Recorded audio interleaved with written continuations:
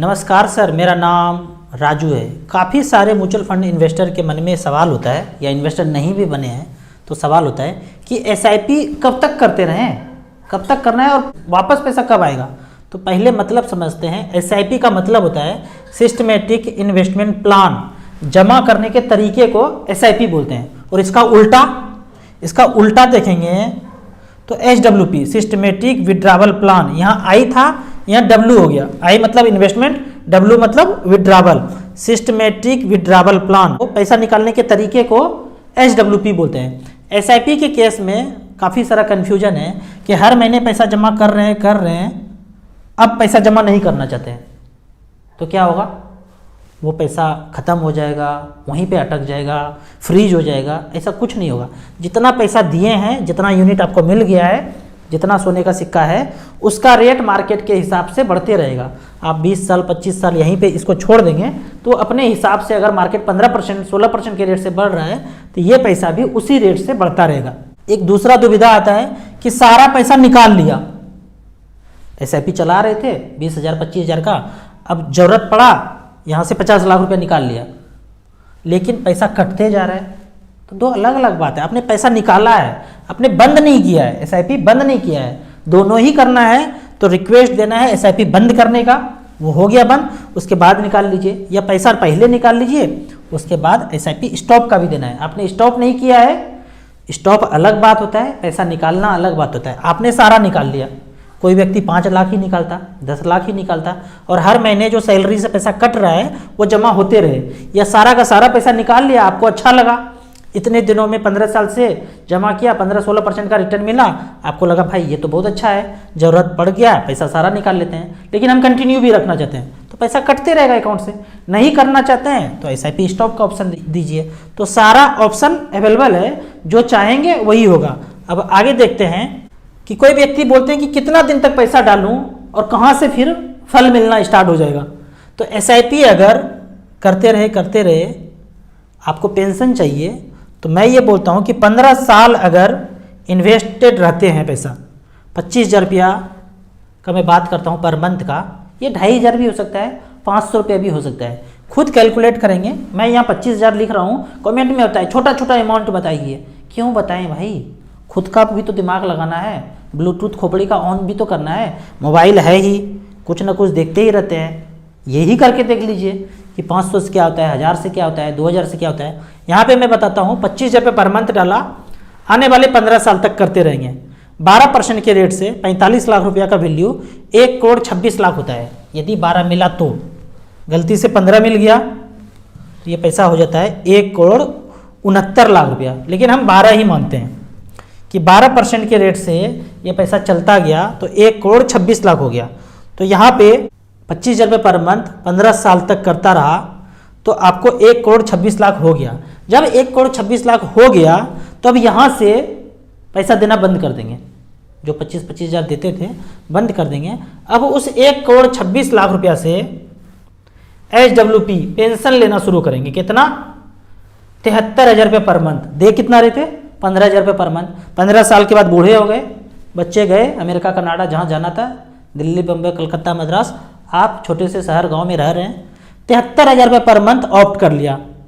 ऐसा 15 साल तक चलता रहे और मात्र 10% का रिटर्न वहाँ पे मिले। अगर बैंक पोस्ट ऑफिस 5% 6% रिटर्न देगा ना तो म्यूचुअल फंड वेरी वेल आपको 10-12% रिटर्न दे देगा। हम यहाँ पे 10% कैलकुलेट कर रहे हैं एसडब्ल्यूपी के केस में। तो टोटल पेंशन विड्रॉ कर लेंगे 1,31,00,000 और बाद में बैलेंस छूट के जाएगा 2,56,00,000। दोनों का सम अगर होता है जोड़, कितना लिया और कितना बचा, 3,87,00,000 रुपया।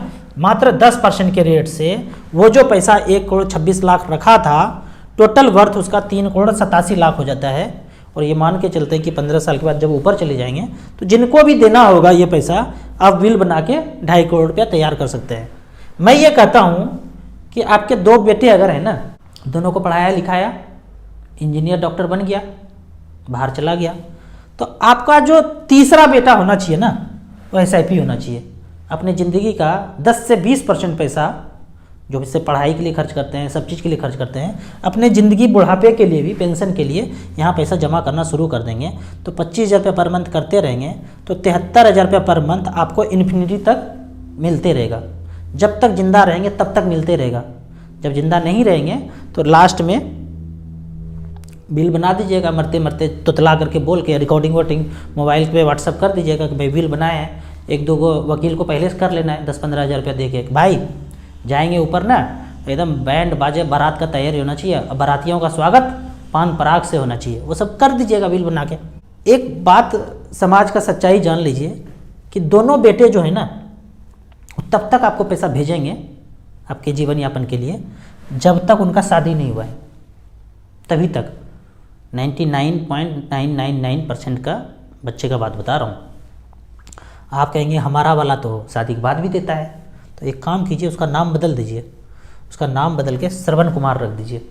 अगर आज के दौर में ऐसा कोई कर रहा है कि आपके जीवन यापन के लिए सारा पैसा दे रहा है तो उसका नाम बदल दीजिए।